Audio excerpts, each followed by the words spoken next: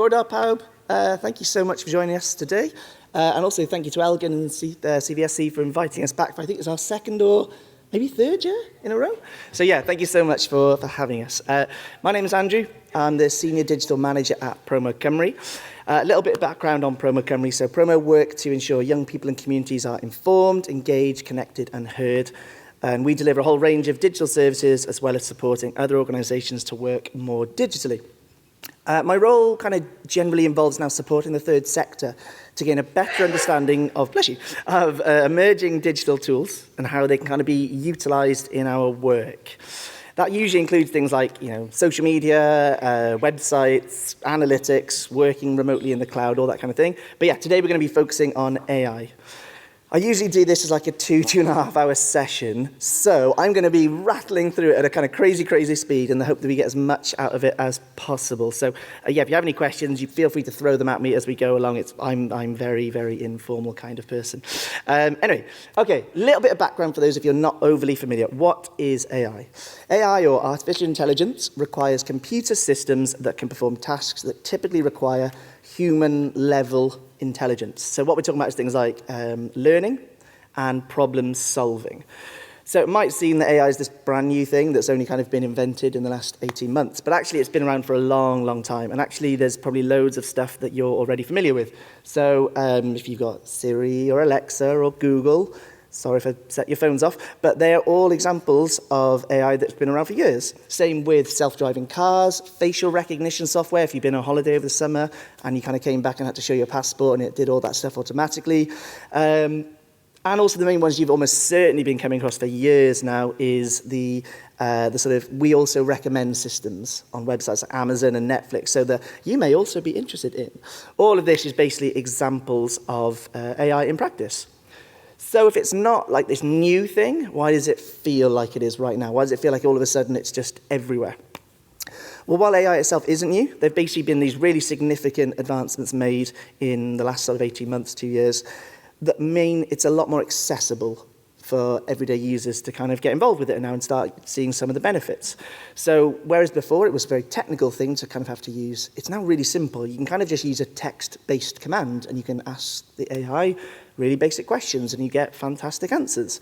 So you've probably seen AI used to create incredible new images, generate lifelike speech or audio, write text that's so articulate it's almost indistinguishable from real writing. These are two kind of quite old examples now, to be honest with you, but the first is the Pope, which I don't know how clearly you can see that up here, but these two examples went viral about a year or so ago. Yeah, the Pope with a very jazzy puffer jacket on, looking like he's in Westlife or a boy band, which is obviously not real. And you can kind of tell because his hand looks a bit kind of wrong and he's holding a really tiny coffee cup. And there's this other one of very topical, Donald Trump supposedly being arrested, which don't get too excited because actually if you have a look, there's a lot of legs in that image. Far too many legs that aren't connected to anything at all, just floating legs everywhere. It's a terrifying image. But basically, these are all examples, so whether it's text, audio, images, videos, all of these are examples of generative AI. That is, it's generating something new from a text-based command. Okay, so let's begin by looking at one aspect of generative AI, probably the one you're most familiar with. So if you've played with any AI tools, it's probably one of these. So these are the AI chatbots. They're also known as large language models. So like I say, the ones that you've probably heard of are ChatGPT and Google Gemini, which have kind of, now they're free to use. Anyone with an account can basically sign on and get really great, amazing responses to questions very quickly. Language models are a type of AI that can generate and understand human language, and they're trained on ginormous data sets of text and code data, which allows them to perform tasks such as translation, summarization, question answering, and creative writing. When we say a large data set, the team that made ChatGPT, they literally downloaded the entirety of the internet in 2019. Which is a staggering and terrifying thought. But that's what they use to basically train their entire data model on. Now, that in itself presents some challenges, but we won't dwell on those for too long, but we'll come back to them perhaps later on. Okay, let's jump really quickly in because we want to try and get to as many of these different tools as possible. Just by maybe a show of hands, how many people have used ChatGPT or something similar already? Most people. Okay, I'll try not to spend too long on this then, but just for like a little bit of context, the way that we kind of say the best way to get the most out of these tools, break it down into 3 kind of chunks. The first is summarizing content. So the best way to utilize this is to kind of condense large articles or PDFs or blogs or whatever and get it to really, really break it down into very, very small, concise things. So if this works, oh, I can't copy and paste, that's a shame. Okay, I'm going to hopefully do very Blue Peter here. Look at this, here we go. Oh, hang on, oh, where's my mouse? There it is. Okay, right, so before this session, I found this lovely document on safeguarding children and adults policy from CVSC. There's a little bit of information here that Wendy, the chief officer, wrote. There's a little bit of information here on like, oh, when was it written? When does it next need to be reviewed? And you can see it's a very, very comprehensive document. Now, if we go to, this is so difficult because I'm on so many screens. Okay, if we go to here, again, I have done this a little bit ready because I wasn't sure if the internet would work or not. So what we do is we say, summarize this community and voluntary support Conway PDF into 100 words. We can then send it the link, and it very, very quickly comes back with a response that says, the PDF outlines the safeguarding and children and adults policy. It emphasizes CVSC's commitment to protecting vulnerable individuals from abuse and neglect, and it goes on and so forth. But you can then interrogate it a little bit more. So we'd say like, okay, give me 5 bullet points about the document. And so it can do that as well. And you can ask it really kind of specific questions too. So for example, when's the review due? So I don't remember, it was kind of cheating, but I kind of pointed out to you that the review was due in May 2025. And if we just double check that data, yes it is. So kind of useful. And you can see that basically all it's doing is it's using what's in that document, and then you can just ask really simple text-based prompt. So it becomes like a bit like an assistant, essentially. It's not perfect, but it's pretty good. Okay, if we go back to the PowerPoint, oh, there's so many screens. Okay, if we go back to this. So the next kind of way to use it, I would say, is learning and understanding. So learning and understanding, basically, we're talking about things like, teach me to play chess, or how do I create a drop-downs option list in Excel? So let's have a quick look at that. Again, I think I've got one here. So I actually had to do this a couple of weeks ago. I needed to make like a drop-down option, so it looked all fancy. I didn't want people entering all sorts of data into my Excel spreadsheet because I'm that nerdy. So I really wanted them to select from a certain drop-down. I didn't know how to do it. So I could have Googled and probably trawled through some blog posts or whatever else. But I just thought, well, actually, if I ask AI, I'm probably going to get a much more succinct, quick answer. And I did. So I get 2 methods, and they are kind of separated into really simple bullet points. And I did. I followed this, and I got my beautiful drop-down on my spreadsheet, which I was very happy with. The final one, which is probably the one that you'll use most, I imagine, if you do use these tools, is for creative content. So you can use AI to kind of make tables, text, code for blogs, all sorts of things, reports, blah, blah, blah, all that kind of good stuff. So if we have another look at, let's have a look at this one. So again, I've tried to do these in advance so that we're not kind of speeding up. Create a policy for community and voluntary support Conway staff using TikTok to engage users aged 13 plus. Now, I have to be honest with you, I utterly despise things like this. Policy documents, I'm so bad at them, I'm awful. And what I also hate more than anything else is a blank document, because it's so empty and scary and I don't even know where to start. What this gives you is a really beautiful, fantastic structure and starting point that fills in a lot of the things that either you hadn't thought about, or you can go through and make it more appropriate. Now, it's not going to be perfect. Maybe in several years, maybe. Right now, it's not going to be perfect. It's always going to need a certain amount of human changes and input to make sure that it's appropriate and accurate and all the things you need it to be. But again, just as a starter for 10, this makes my life so much happier when I don't have to start a whole new document around stuff that I'm not very good at.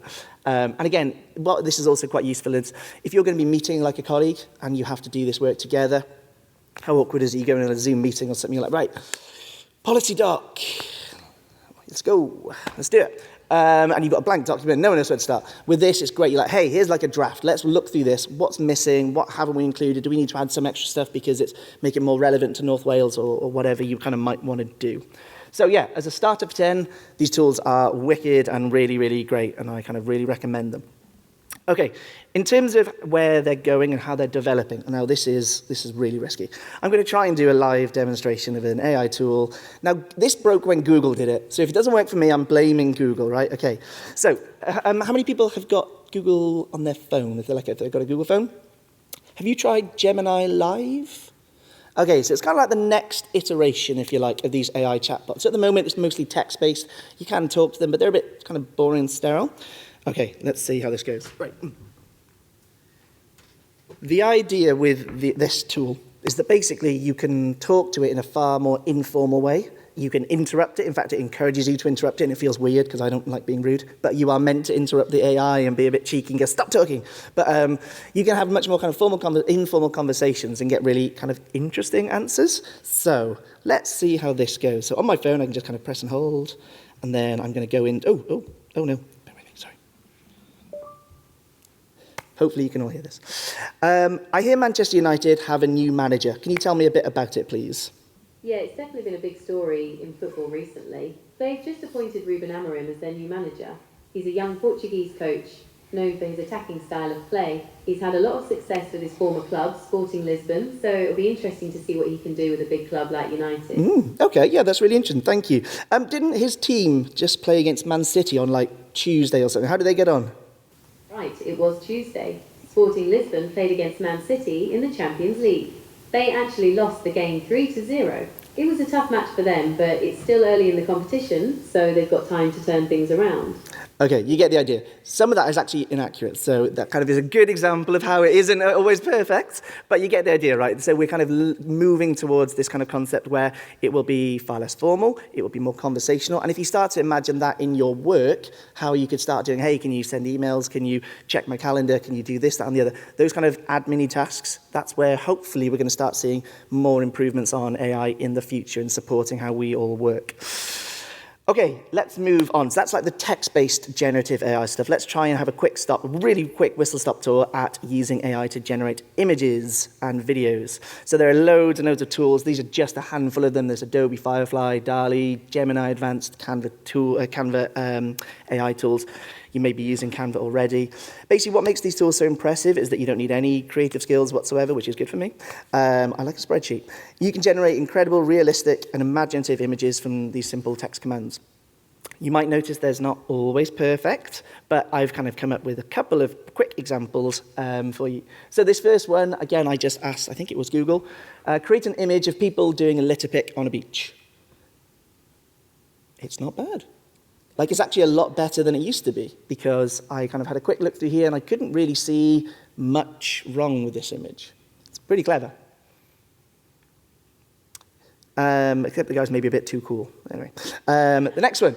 Create an image of some older people taking part in an armchair exercise class. And again, it's not bad.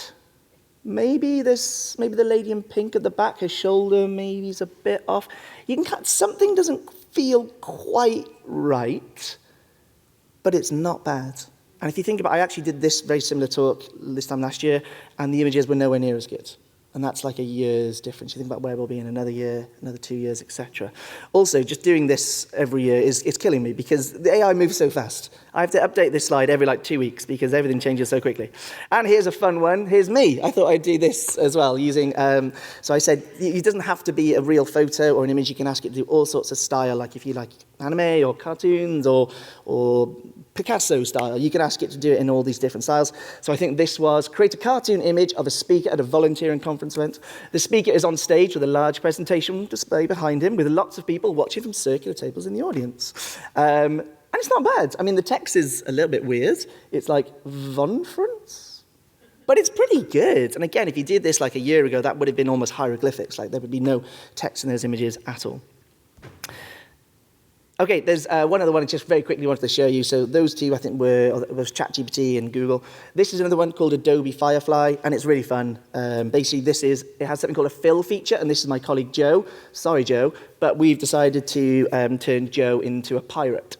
So what you can do is basically tell the AI not just to create an image complete from scratch, but you can say, like, fill in bits, like, just change this image and make it different. So let's see how it gets on. There he is, looking wonderful and resplendent as Jack Sparrow, the pirate for Promo Cymru. And it gives you a few different options as well. So you can see there's different examples of Joe the pirate.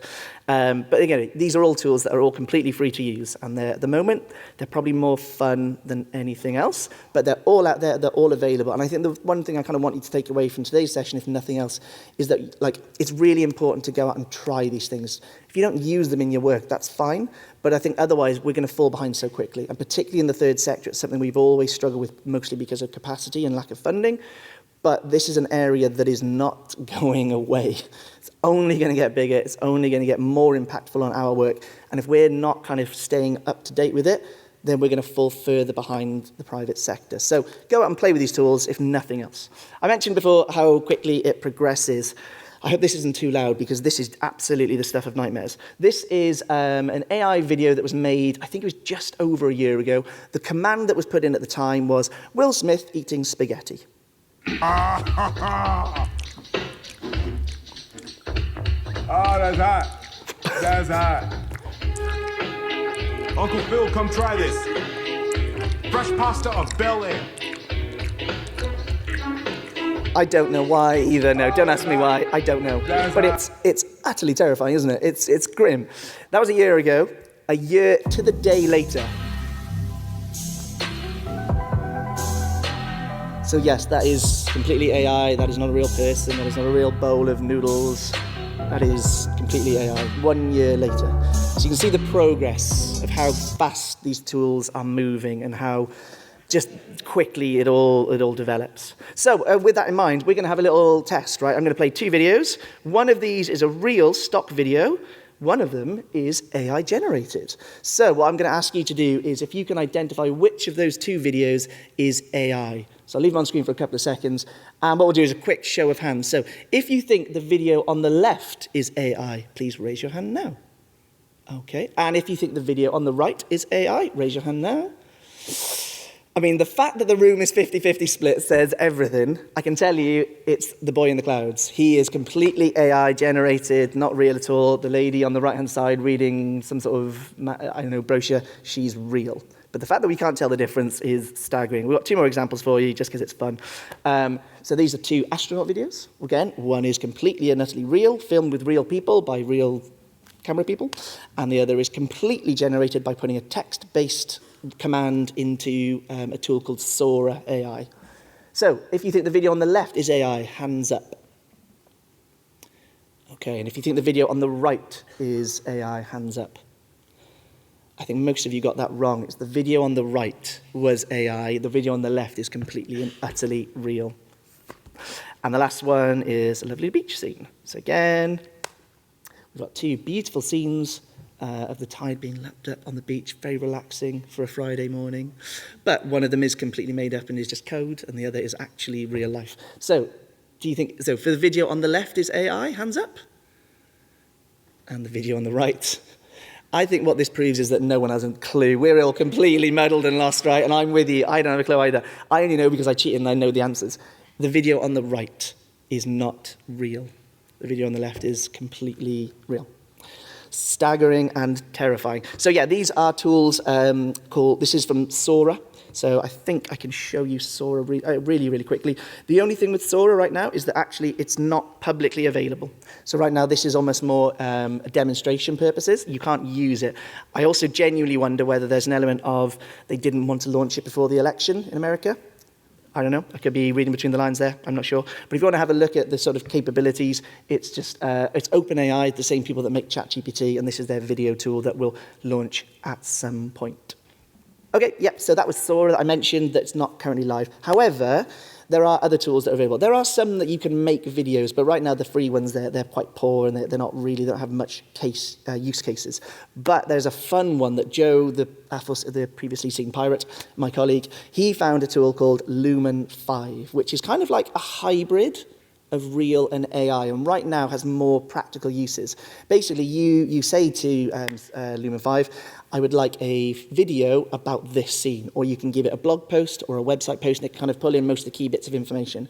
And it will then use stock videos, not AI videos, they're real stock videos that are available for free, and add text and movement and stuff. So I made this on the train yesterday, and I can be honest with you, I'll see if I can very, very quickly show you that. Here we go. So it just looks a bit like a PowerPoint presentation. It generates something based off a blog post. So I just literally gave it this web page and said, because this is a free service, by the way, a little plug for DigiCymru. If you need any digital support, whether it's AI-based or CRMs or anything you saw in the video, you can get up to 5 hours of free contact time with people like myself and others at Promo Cymru. It's all funded, hopefully, as you saw in the video, by the National Lottery. Little plug. But anyway, I gave it this web page and then asked it to make a video, and I can go in and I can edit the video. So if there's stuff that I didn't quite like, I can really quickly just change the text or change the kind of stock video bits that they put in their stock photos. But it's great, and like I say, I did all of that using train Wi-Fi yesterday, which was impressive. Okay. Right. Okay, that's kind of a lot of the generative AI stuff. Whistles up to how long we got. I think we've got 20 minutes left, so we're about on time. I wanted to kind of finish with a few really, hopefully, more useful practical tools, because a lot of this stuff at the moment feels like you might be able to use bits of it in work, but it still feels a little bit kind of hypothetical, some of this stuff. Like maybe there's not great use cases for it. So I wanted to pick up on two examples that hopefully will be useful to you. Yes, so the first is Zoom AI. So how many people use Zoom as their like video conferencing stuff? Fantastic. And do you pay for it, do you know? Amazing. If you pay for it, and that's the most basic version of Zoom, right? If you pay for the version where you just have more than 40-minute video call, you don't have to pay for any extras, you get the Zoom AI companion as standard. That's just there, and it's a tiny little button at the bottom, looks like that, the one I've put at the top of the screen there, and it is great, right? Basically, you turn it on at the start of the meeting, and it takes the notes for you. It just records the transcript throughout your entire meeting, and it can identify who's talking based on the person that's talking, because it's Zoom and it can tell. And then it can be used to kind of make meeting notes, generate actions. You can get summaries of your meetings. You can catch up on what you've missed, and you can see if your name's mentioned. So what happens is, during the meeting, you can literally have there's like a little chat bot, and you can send it questions being like, I just nipped to the toilet. Was my name mentioned at all? Or I've been doing my emails for half hour. Someone just said my name. What did they say about me? And you can do that. It says, oh, this is what happened. We did this for fun the other day in one of our comms meetings, and we ran it for 10 minutes, and we were a very chatty bunch. And we said, catch us up. And it said, to be honest with you, the meeting's been not very productive. You've just been chatting. It was very literal. I took it quite personally, but it was spot on. It was like, yeah, we haven't done anything. We've just been chatting. Anyway, there's loads of things you can do. But also, so during the meeting, you can interact with it. And then at the end of the meeting, it'll send you something. Oh, hang on, I think I've got some slides on this. Bear with me. So yeah, that's kind of what it looks like. You can kind of just open it up a bit like you have the chat on Zoom at the moment. It's just there, and you can ask it anything. And again, it comes up with a few suggested questions like, catch me up, was my name mentioned, are there any actions, etc. So that's it during the meeting. But actually, this is what you get afterwards. So this is from a meeting I had with my colleague Nathan a few weeks back. And yeah, it's pretty good. I mean, again, it's not perfect. None of these tools are perfect. But it's pretty good. And actually, bearing in mind it was only a meeting of 2 people, it's very hard to take notes because you're both kind of collaborating and talking about what needs to be done and this, that, and the other. And you can see here, so what it gives you is a quick recap, which is like a summary in, say, 200 words, gives you some next steps. So Andrew to send the analytics code to Alex for the new website, which I had to do, and I did. Nathan and Andrew discuss with Alex the options for displaying services on the homepage and service page. This was all to do with Promo Cymru's new website. Little plug for that as well if you want to visit it, promo.cymru. It's now up and running and live, but this was like a little catch-up meeting we had prior to launch that were like things we needed to iron out. And this genuinely was great because in a meeting like that, you're just kind of rattling through it, and yeah, you're kind of trying to make notes and bits as you go along, but you do naturally miss stuff. And so while AI isn't perfect, it's probably worth remembering people aren't perfect either. And so the kind of combination of both hopefully just means you really don't miss out on too much. So yeah, it was pretty scary, and it was very accurate actually. Okay, now the other one I wanted to give you an example of is called Otter AI. Otter AI, if you don't use Zoom, it does basically the exact same job, but it's a separate tool. So if you don't use Zoom, you can actually plug it into Zoom. If you use Teams, you can plug it into Teams. If you use Google Meet, even if you do stuff just in person. And what's actually much better about Otter is that actually you get the full transcription. And I will show you what that looks like because I said I should have been a Blue Peter presenter. Here's one I made earlier. In fact, here's one I'm making, hopefully, right now. So right at the start of this presentation, I turned it on my phone, and you'll see there's a live transcription. In fact, if you can see that, you can literally see my words coming out right in front of me, which is terrifying and makes me feel stupid. But you can go in, and because this is live, it might not be completely perfect right now. But you can see this has been recording everything I've been saying since I started the session. And you'll notice that on the right-hand side, you've got this AI chatbot. So a bit like we looked at with Zoom, you can ask it to do things like summarize this presentation in 5 bullet points, and it will give you that information. I'm not going to do it now because I don't know, because I haven't quite finished how smart it would be. So you get literal transcription, but you also then get the summary. So again, it's doing it in real time right in front of me. So there's the outline, which is AI advancements, using AI tools for summarizing content, AI-generated images, and yeah, AI for nonprofits and bits and pieces there. So this is literally recording me right now. And what's really great about it is, like I say, this can be used for in-person. So if you do a lot of in-person work, you can just have it recording on your phone, as I am right here, and it can kind of be, just go straight to your account on the cloud, and yeah, you can do whatever you want with it. Right now, that tool it's one of those freemium tools. I'm going to stop it because I feel weird. Right now, yeah, so it's freemium in the sense that I think you can record up to 40 minutes. Anything more than 40 minutes, it just stops recording and cuts off. And you'd have to pay the monthly fee of like £10 or something. And I think there's a maximum limit of 300 minutes per month on the free version. So it is a freemium tool. And so I would probably recommend, if you're on Zoom, just stick with that one. It doesn't offer a great deal more. But if you don't use Zoom and you're looking for something that does this note-taking bit for you so that you don't have to anymore, I strongly recommend it. And again, if nothing else, play with it. It's fun and weird and spooky and scary and all that good stuff. Okay. This literally is the last thing I wanted to show you, and I've probably gone through my presentation too quickly, in fact. So the good news is there'll be time for questions. If you have any questions you want to ask me and really put me on the spot and grill me. But this is probably the newest thing I've had to add to this slide deck. So Notebook LM is a free AI-powered research and writing assistant from Google. It's a space where you can basically store all of your documents, your notes, your ideas, and use AI to interact with them. So I guess the simplest way of thinking about it is, imagine if you could have ChatGPT that just knew all the stuff you were working on. And it was only going to give you answers based on, rather than going to the internet and getting answers there, it's only using really the information you give it. And then you can get really concise responses back because it's kind of restricted and a bit more locked down on the information it's processing. So basically, can I come back to you? So yeah, the main things are storing documents, so you can upload and interact with multiple document and types, so Word documents, PDFs, text, YouTube videos even. It will listen to a YouTube video, transcribe it, and insert that transcription into your kind of database, if you like. Google Slides, Google Documents, you name it, you can pretty much upload it there, and you kind of store it in your space. You can also have multiple spaces. So if you're working on one project, you could have a space for that project and another completely separate space for another project.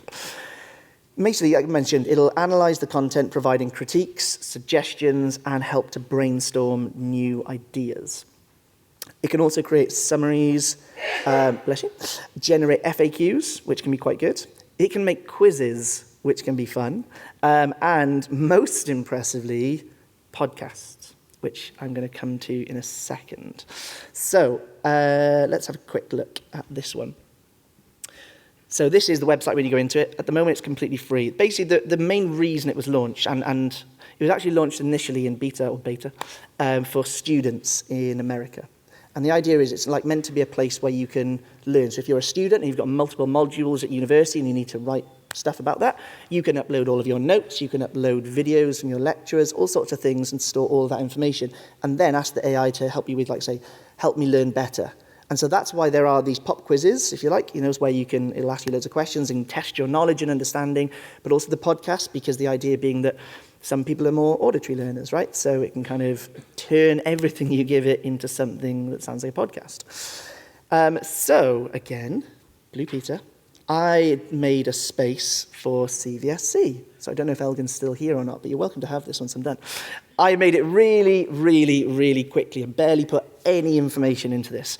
All I really did was put the About Us page from CVC's website, a home page, and finally there was a blog post on there that was celebrating dedication, a recap of volunteers celebrating event marking 40th anniversary of Volunteers Week.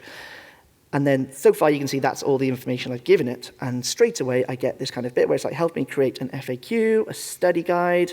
So you can kind of go in and get a bit more information about that. But this was the bit I really wanted to show you, was the podcast, because, well, just listen for yourselves. It's weird. Okay, so today we're going to dive deep into Community and Voluntary Support Conway, CVSC. Yeah. You might be thinking, another organization, Right. what's the big deal? Yeah. But they're doing some really fascinating work. Absolutely. And they have a really big event coming up on November 8th. Yes. So if you are involved in the third sector in Wales, this is one you're going to want to stick around for. Definitely. So CVSC, what is it all about? What do they do? So they're kind of like the backbone of the voluntary sector in Conway. Okay. They connect and support a whole network of smaller charities, nonprofits, helping them kind of navigate all the ins and outs of making a real difference in their communities. So it's like a one-stop shop for anyone in Conway who wants to do good. Exactly. Yeah. Exactly. They offer guidance on everything from securing funding to understanding legal requirements Right. to implementing best practices. Oh, okay. But their influence goes beyond just individual organizations. Oh. They also There's 11 minutes of that. I've given it 3 web pages, and there's 11 minutes of conversation between 2 unbelievably realistic sounding podcast hosts. And again, like I say, that took me, I did this on the train also yesterday. This whole thing took me about 5 minutes because the processing of the podcast takes about 3 minutes to generate that. But yeah, ages. There's an eternity to wait for a podcast, right? 3 minutes for a personal, customized, dedicated, specific podcast. Yeah. So anyway, this is kind of like right on the bleeding edge right now of what AI is doing. We are like right up to date in terms of how these things work. And this is the direction that AI is probably going to be going in the next 18 months, 2 years, is that we'll start to see these things less generic and more specific to us and what we need it to do. So you'll probably already have seen, if you use Microsoft, Copilot is starting to just slowly, piece by piece, integrate into all of your things. So what Copilot will hopefully one day be able to do is record a meeting like Otter AI can, make the notes, and it'll stick that in a projects file with all the other people, and you can tick off the projects and stuff as you go along. You can also then get it in the meeting to say, okay, based on what we discussed, create a PowerPoint presentation, and it will generate that in a couple of seconds. So all these tools that right now are standalone, like Lumen 5 or like Otter, right now, they're a bit PC, and you kind of have to use one and plug it into the other, and it's amazing. But we will get toward that point where this stuff is just ingrained in your everyday work and genuinely becomes your actual, real assistant. Scary and cool, I guess. Okay, where are we up to? Let's just skim ahead. Okay, let's finish off very, very quickly then with some limitations, because it is important to kind of bear this stuff in mind. Yeah, it is exciting. And like I say, right now I think AI is kind of changing things in the way that the internet did 25 odd 30 years ago. Like it's a change that is going to massively impact everything. Pros and cons to it, but it's huge. It's a massive, massive change that's coming and is kind of already here. Anyway, it's not perfect, certainly not yet. Right now there are loads of limitations that we must be aware of. So yeah, the contextual understanding. So AI can sometimes struggle to understand the context of a question or request, which can lead to inaccurate or irrelevant responses. I'm going to say I did that bit on purpose earlier with Man City score being wrong because it proves my point. I didn't, but let's pretend I did. Generating misinformation. AI can sometimes generate text that's factually incorrect, especially when the question or request is ambiguous or sometimes intentionally misleading. So it can be very good at creating fake news and pummeling that stuff out. And yeah, it'll be really interesting to look back in studies in a couple of years to see what impact AI has had on the elections this year. I think half the world's population has taken part in, or will have taken part in elections by the end of this year. So, yeah, that's interesting. AI tools are very much still under development. Oh, sorry, I've missed one. Bias. AI is trained, as I mentioned at the start, it's trained on a huge data set. Literally, ChatGPT was the internet. The problem is the internet itself is horrifically biased and not very pleasant. So as a result, they're trying to refine that information that it has, which is not always very good, and fix it, which is not an easy thing to do. And this is why they are struggling with things like, one of the things that they had a problem with probably a year ago, but like if you said, create an image of a doctor, it's going to be an old white man. Just would be. And if you wanted a poor person, it would probably be somebody from Africa. It's just present in the data set that they had available to them.